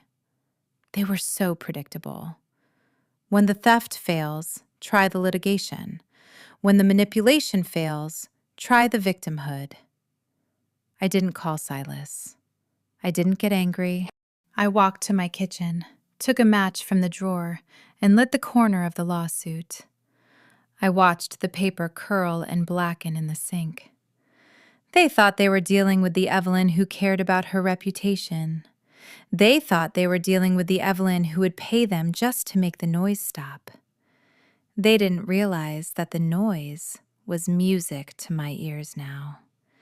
It was the sound of the world I had built for them finally collapsing, and I was going to be halfway across the Atlantic before the dust even settled. I went upstairs and began to pack for real this time. Not a suitcase for a hotel. A life for a new world. I took my grandmother's pearls. I took my favorite books. I took the small, framed photo of Gerald from his graduation day, the one where he looked like he could conquer the world. "We're going to France, Gerald," I whispered. Just then, my phone buzzed with a news alert. Prominent Savannah socialite and son of local academic arrested in multi-state fraud scheme. Luxury Vance Noir brand revealed as front for embezzlement. The photo accompanying the article was Terrence's mugshot. He looked small. He looked tired. He looked exactly like the man I had realized he was, a shadow of a man who had tried to steal his light from me. I deleted the alert. I had 48 hours until my deposition. 48 hours until I handed the keys to the foundation's new board. I was no longer the backbone. I was the bird. And the cage door was wide open. The morning of the deposition arrived with a cold gray drizzle that turned the Savannah oaks into weeping sentinels. I dressed with the precision of a woman going to her own coronation. I chose a charcoal gray wool suit, tailored, sharp, and utterly devoid of sentiment. I wore a silk blouse the color of a winter sky and a pair of pearl studs that Gerald had given me on our 25th anniversary. I didn't need a disguise. I needed a uniform. As I pulled out of my driveway, I noticed a group of women standing on the sidewalk across the street. They were members of my bridge club, women I had known for 20 years. They weren't there to offer flowers or a prayer. They were watching. They were staring at the Vance house as if it were a crime scene, their faces a mixture of morbid curiosity and a judgment so thick I could almost taste it. I didn't wave. I didn't slow down. I looked straight ahead, my hands steady on the leather-wrapped steering wheel. The strong black woman is a marvel when she is carrying the world. But when she decides to put the world down, the world often takes it as a personal insult. To these women, my refusal to handle Terrence's crimes was a betrayal of our collective survival strategy. If I allowed my son to go to jail, it meant their sons were vulnerable too. It meant the mask could be removed from any of them. I arrived at the DA's office 30 minutes early. Silas was already there, pacing the hallway. He looked at me and stopped. "You look like you're ready to dismantle a city, Evelyn," he said. "Just a lie, Silas," I replied. "Just a lie." The deposition room was small, lit by harsh fluorescent panels that made everyone look slightly sickly. Julian Montgomery was there, along with 2 court reporters and a man I didn't recognize, a lawyer for the Henderson estate. I sat at the head of the table. I was the witness, but I felt like the architect. For 4 hours, I answered questions. I walked them through the scholarship fund. I provided the dates I was traveling for university business, dates that coincided with the forged signatures. I showed them the emails I had never sent and the authorizations I had never signed. The lawyer for the estate, a man named Henderson, presumably the owner's son, leaned forward. "Doctor, Vance, the defense, specifically Sierra Vance's team, is suggesting that you were aware of these financial arrangements and that you only revoked the credit line because of a personal disagreement at the wedding. They're suggesting this is a case of buyer's remorse rather than fraud." I looked him in the eye. I didn't blink. "Mr. Henderson," I said, my voice low and resonant, "if I had buyer's remorse, I would have returned a dress. I would not have called for a forensic audit of my husband's legacy. I am a dean of students. I have spent my career teaching young people that their actions have consequences. To suggest that I would perjure myself to avoid a wedding bill is not only insulting to my intelligence, it is a desperate attempt by your clients to find a host for their parasite." The room went silent. The court reporter's fingers paused over the keys. "Are you saying," Julian prompted, "that there was no verbal agreement to fund the wedding in its entirety?" "I agreed to host a celebration for my son," I said. "I did not agree to fund a criminal exit strategy. I did not agree to be a silent partner in the theft of $400,000 from my own home. And I certainly did not agree to have my life liquidated so that two people who view me as a bank account could live in Mexico." I reached into my briefcase and pulled out a manila folder I hadn't shown Silas yet. I had found it late last night, tucked inside the back of a filing cabinet in Terrence's home office. "This," I said, sliding a single sheet of paper across the table, "is a draft of a document found on my son's computer. It is a petition for involuntary conservatorship." Silas let out a sharp, audible breath. I continued, my voice cold. "It is dated for the Monday after the wedding. In it, Terrence and Sierra claim that I was suffering from early onset dementia and financial instability. They were planning to use the stress of the wedding debt, the debt they created, as evidence that I was no longer capable of managing my own affairs. They weren't just waiting for me to break, Julian. They were going to have me declared incompetent so they could take total control of the estate without my interference." The room wasn't just silent now, it was breathless. This was the final betrayal. It wasn't just about the money. It was about the erasure of my personhood. They were going to lock me in the very museum they had turned my life into. "This document," Silas whispered, picking it up with trembling fingers. "This is the smoking gun for intent, Julian. This proves malice." "It proves more than that," I said. "It proves that the real family didn't want more space at a table. They wanted the table, the house, and the woman sitting at it." I stood up. I felt a strange, electric sense of completion. "I believe we are finished here," I said. I walked out of the room, leaving the lawyers to scramble over the new evidence. I didn't wait for Silas. I didn't wait for Julian to offer his condolences. I walked through the lobby, past the reporters who were starting to gather, and out into the gray Savannah afternoon. I went to my sister Clarice's house. Clarice lives in a small, vibrant bungalow in the Cuyler-Brownville district. Her porch is filled with ferns and wind chimes, and her kitchen always smells of rosemary and toasted pecans. When she opened the door, she didn't say a word. She just stepped aside and let me in. We sat at her small kitchen table. She poured me a glass of iced tea, no sugar, just the way I like it. "You did it," she said. "I did," I replied. "How do you feel, Evie?" I looked at my hands. They were the hands of a woman who had spent 60 years being the strong one. I thought about the conservatorship papers. I thought about the son who had looked at me and seen nothing but a stumbling block to be removed.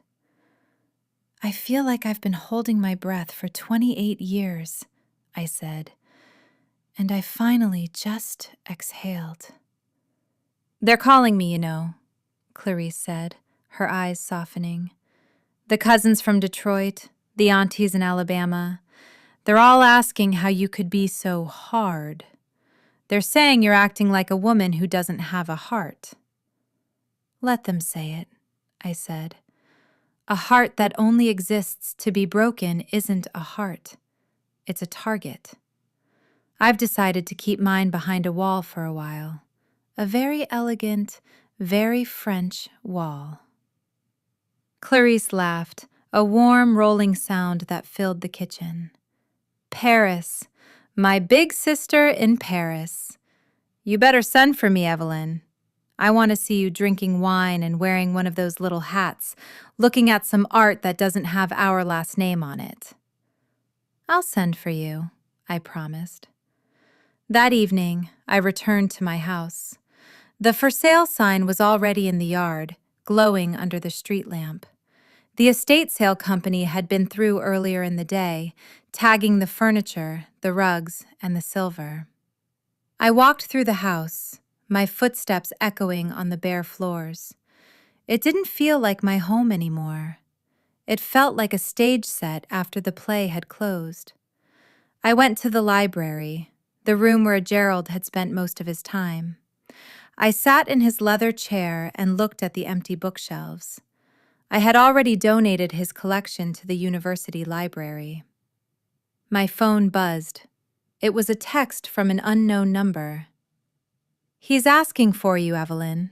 He's in the infirmary. He's had a breakdown. He says he needs his mother. Please, just come and see him once." I knew it was Beverly, or one of the real family members, trying to guilt me into a visit. I looked at the text. I felt a momentary tug, the ancient biological pull of a mother toward a suffering child. I thought about Terrence as a baby. I thought about the first time he walked. Then I thought about the conservatorship papers. I thought about the liquidation of my life.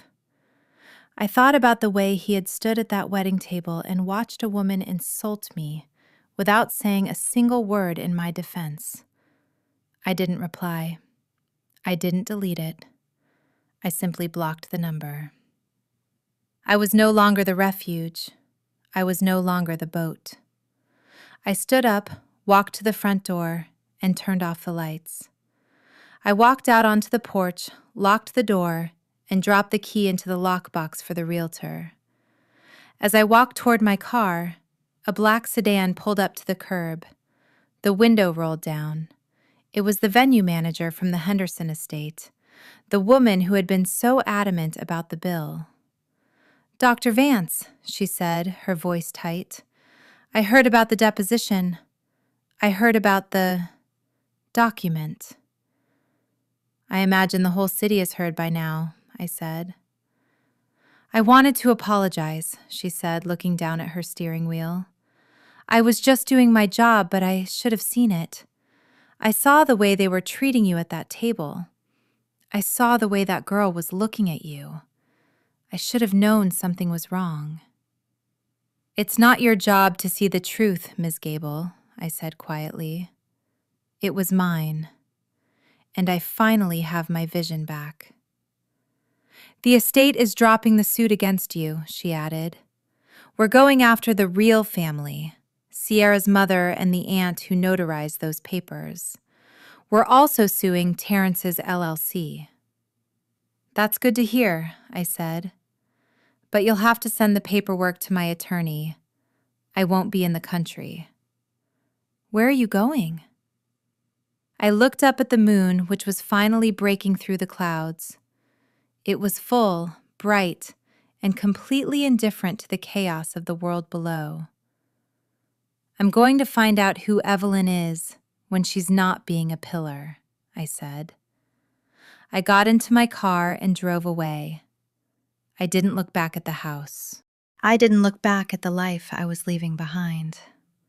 I spent the night at Clarice's. We stayed up late, looking at maps of Paris and talking about everything except the real family. For the first time in years, the conversation wasn't about someone else's problems or someone else's needs. It was about us. Just before I went to sleep, I received one final email. It was from the International Education Exchange. "Welcome to the team, Dr. Vance. Your flight is confirmed for the 15th. Your apartment in the 7th arrondissement is ready. We look forward to seeing you in the City of Light." I closed my eyes. The real family had wanted space, and I was about to give them an entire ocean of it. The estate sale was a quiet, clinical affair. I sat in a small cafe across the street from my house, watching the vultures descend. It was a Saturday morning, and the neighborhood was alive with the sound of luxury SUVs and the sight of people I had once called friends carrying out the pieces of my life. I saw Mrs. Montgomery, the wife of a local judge, leaving with my grandmother's mahogany vanity. I saw the head of the university's history department carrying a box of my first edition literature collection. They walked quickly, their heads down, as if the shame of the Vance scandal might be contagious if they lingered too long on the property. I sipped my black coffee, feeling a strange, detached curiosity. It was like watching a movie of someone else's life. That house had been my pride. I had spent years selecting the perfect rugs, the right shade of cream for the walls, the heavy silk drapes that blocked out the world when Gerald was sick. Now, it was just a collection of assets being liquidated to settle a debt and fund a future they couldn't imagine. My phone buzzed on the marble tabletop.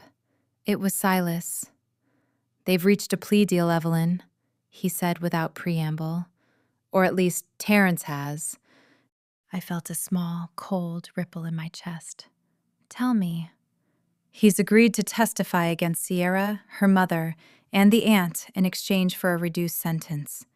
He's going to turn state's evidence on the mortgage fraud and the scholarship embezzlement.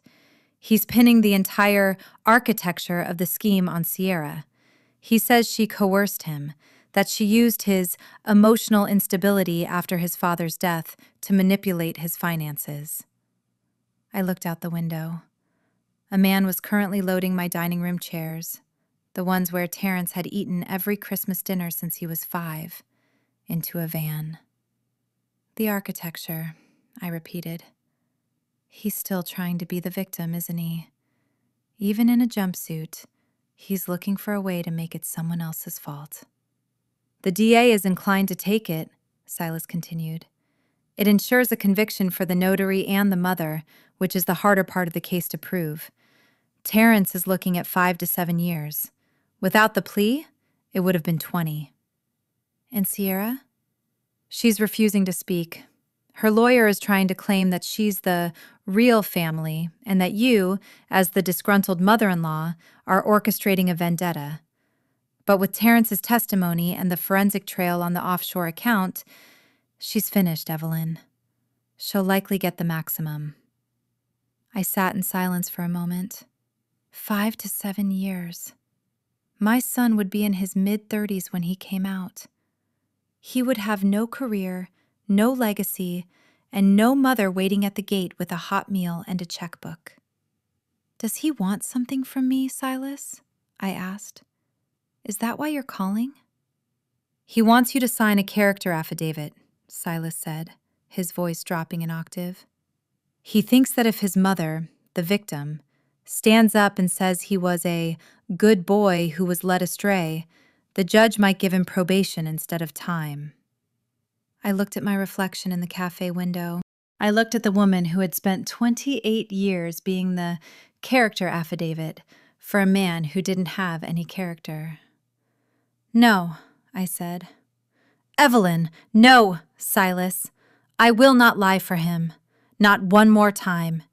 If he was led astray, then he can use the next 7 years to find his way back. But he will do it without my signature on the map." I hung up. I felt a sudden, sharp need to be away from the cafe, away from the neighborhood, and away from the ghost of the woman who used to live in that house. I paid my bill and walked to my car. I drove to the cemetery. Gerald's grave was on a quiet hillside, under the shade of a massive ancient magnolia tree. It was peaceful here. The grass was well tended and the air smelled of damp earth and coming rain. I sat on the small stone bench we had installed years ago. "Well, Gerald," I said, my voice barely a whisper. "The house is gone, the chairs are gone, and our son is going to prison." I waited, as if the wind through the magnolia leaves might carry an answer. "I know what you'd say," I continued. "You'd say that a man is responsible for the weight he carries. You'd say that I can't keep trying to hold up a ceiling that wants to fall." I stayed there for a long time. I didn't cry. I think I had run out of tears somewhere between the wedding reception and the district attorney's office. I felt a profound, hollow exhaustion, but beneath it, there was a seedling of something else. Hope. Not the hope that things would go back to normal. Normal was a lie. I hoped for a life that was honest, even if it was a quiet life, even if it was a life lived in a language I was still learning. As I was leaving the cemetery, a car pulled up near the entrance. A woman stepped out. It was Brenda. She was wearing a black dress and a hat that looked like it belonged at a funeral, though there was no service today. "I thought I might find you here," Brenda said, walking toward me. She didn't offer a hug. She just stood beside me, her presence a solid, familiar weight. "The vultures are at the house, Brenda," I said. "I know, I saw. I bought your silver tea service," she said. I turned to her, surprised. "You did?"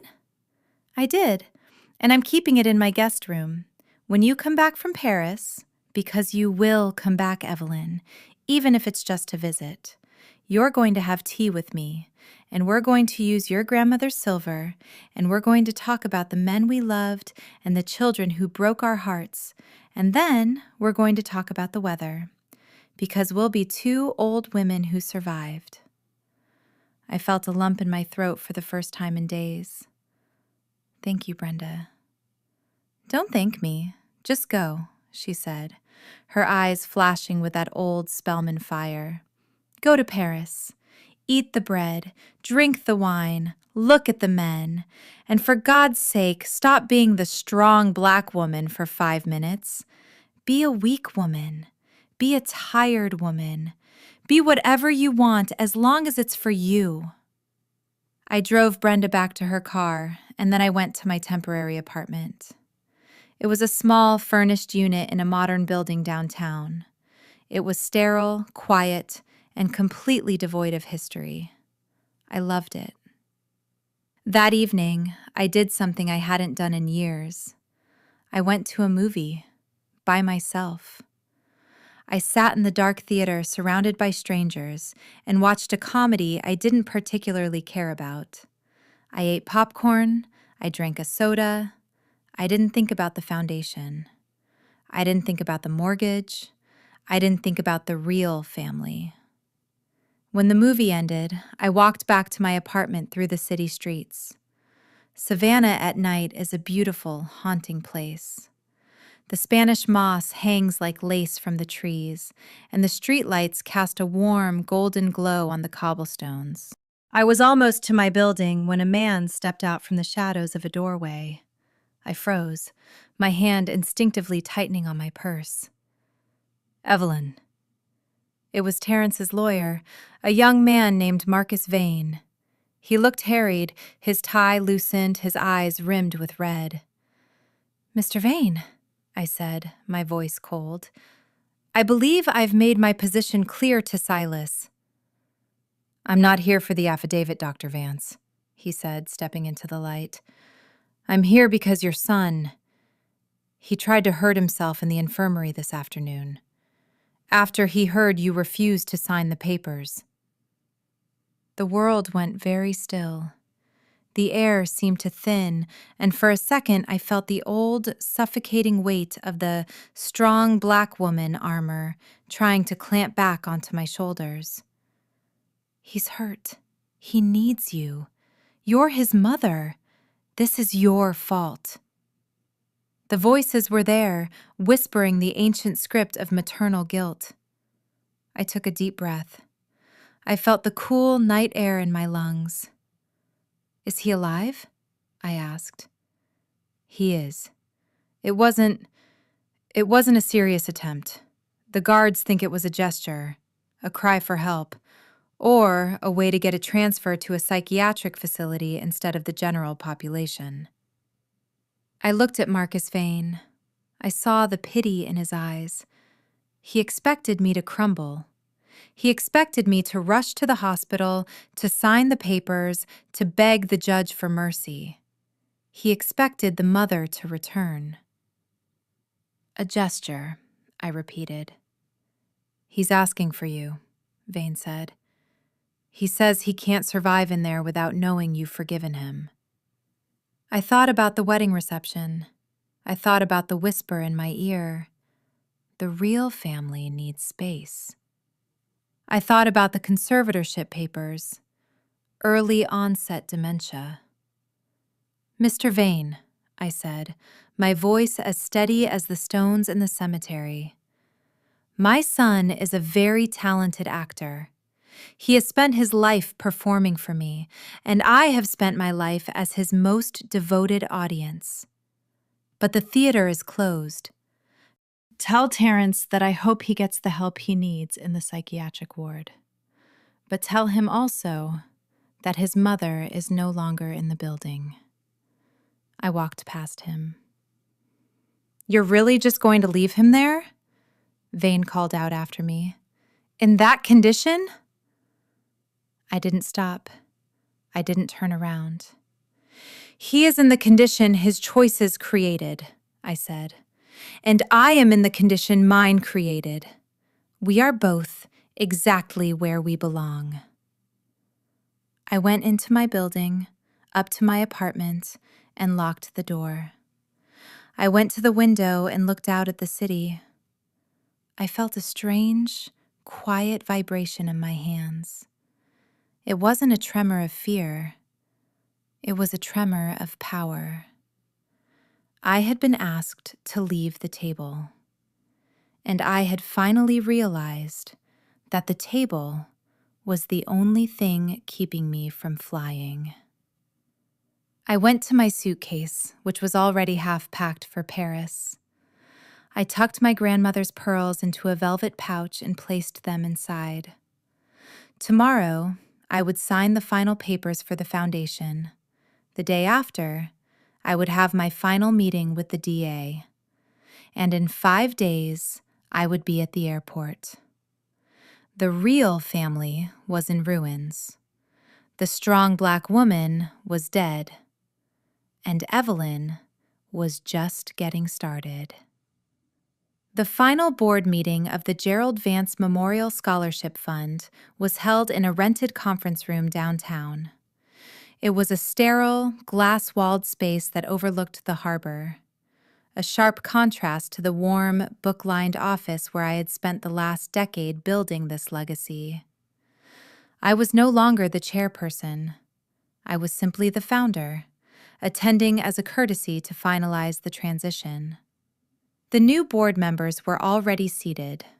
A young, sharp-eyed woman who ran a local nonprofit, a retired judge known for his integrity, and my sister, Clarice, who sat at the head of the table looking like she was born to hold the gavel.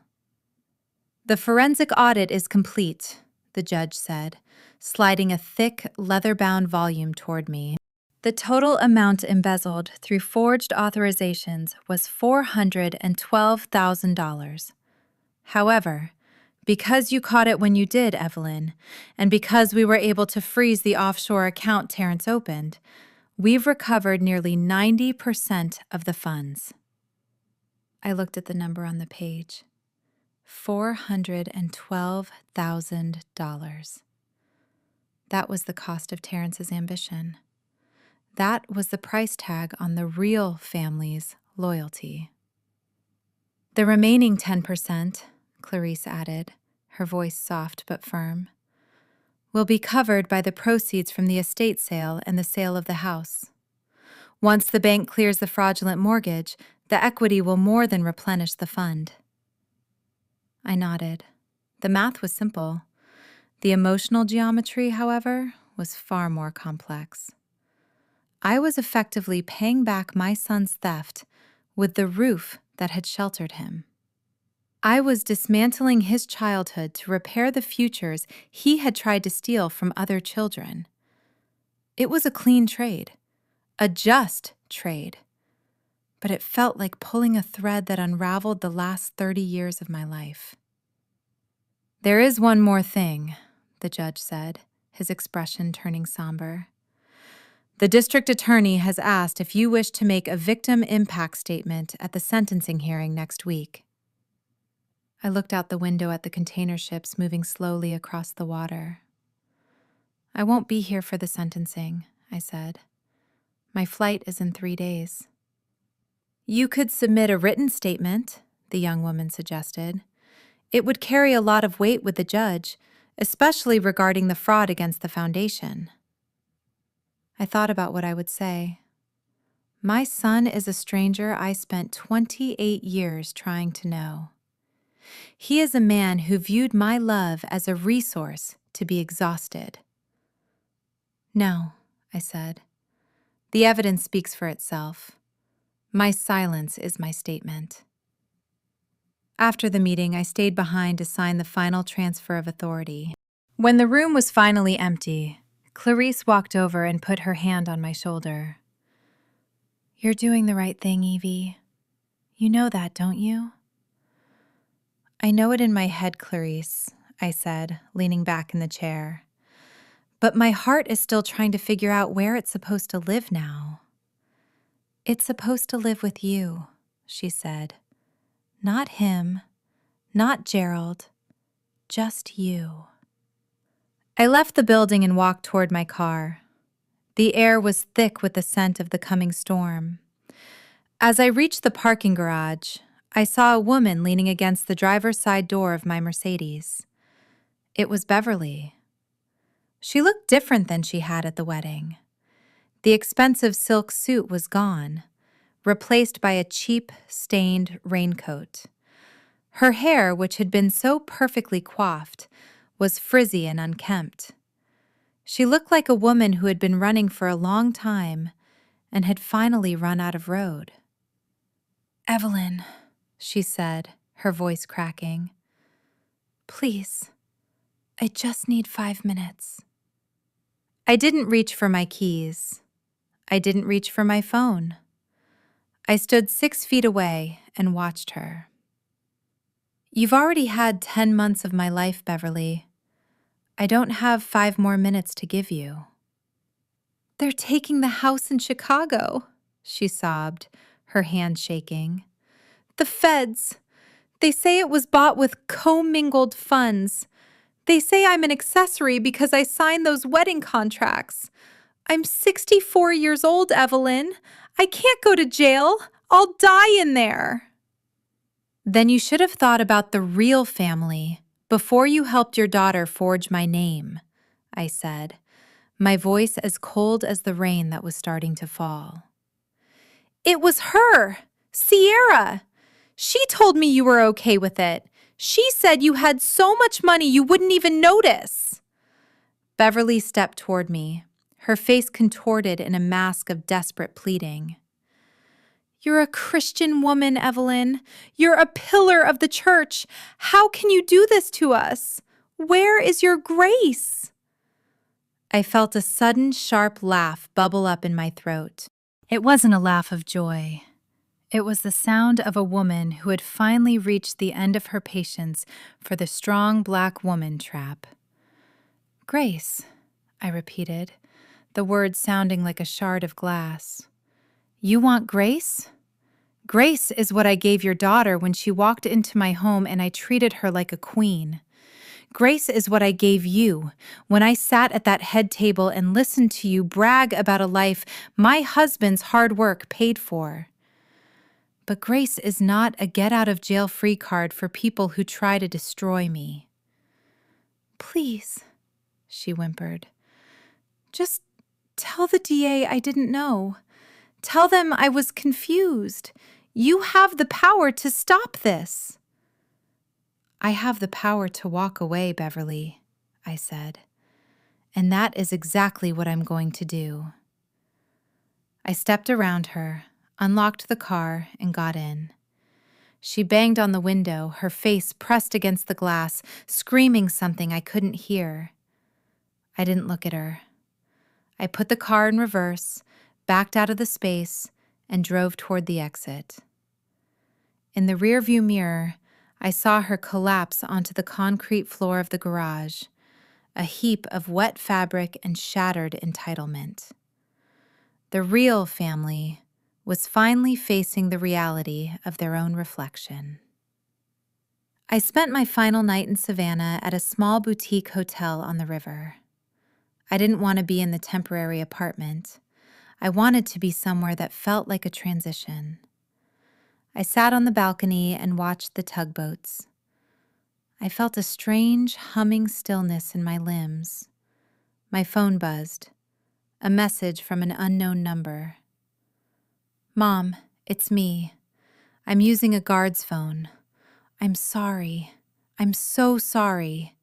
I know I messed up. I know I hurt you. But I'm still your son. Don't leave me here like this. Please. I'm scared. They're transferring me to the state facility tomorrow. Just come and see me for 5 minutes. One last time." I stared at the screen. I'm still your son.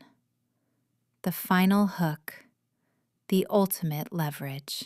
He thought that if he could just get me in a room, the mother would override the woman. He thought that if he could show me his fear, I would take it on as my own. I thought about the 5-year-old boy who used to hold my hand in the grocery store. I thought about the teenager I had cheered for at every basketball game. And then I thought about the man who had sat next to Sierra and watched her ask me to leave my own wedding. I realized then that the Terrence I loved didn't exist anymore. Perhaps he never had. Perhaps the Terrence I loved was just a projection of the woman I thought I was supposed to be.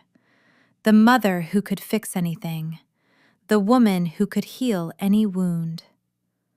I didn't reply. I didn't delete the message. I turned the phone off. I went to the bed and lay down. I listened to the sound of the river. I dreamed of a woman I didn't recognize. She was standing on a bridge over a dark, beautiful river. She was wearing a trench coat and a silk scarf, and she was looking at the lights of a city that didn't know her name. She wasn't carrying anything. Her hands were empty. Her back was straight. She looked happy. I woke up at 5 a.m. I showered, dressed in a comfortable travel suit, and picked up my single suitcase. I didn't call a car. I walked to the airport shuttle stop. I wanted to feel the pavement under my feet one last time. I wanted to smell the salt and the marsh and the history of this city before I let it go. As I checked in for my flight, the woman at the counter looked at my passport, then at me. "Paris?" she said, smiling. "Business or pleasure, Dr. Vance?" I thought about the house, the foundation, the sun, the real family. I thought about the woman on the bridge in my dream. "Neither," I said, my voice clear and steady. "It's a rescue mission."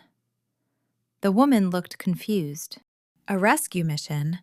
For whom?" I smiled, and for the first time in my life, the smile didn't feel like a mask. It felt like a confession. "For myself," I said. I walked toward the gate, my heels clicking on the tile. I didn't look back. I didn't check my phone. I didn't wonder who was looking for me. I was no longer the foundation. I was no longer the backbone.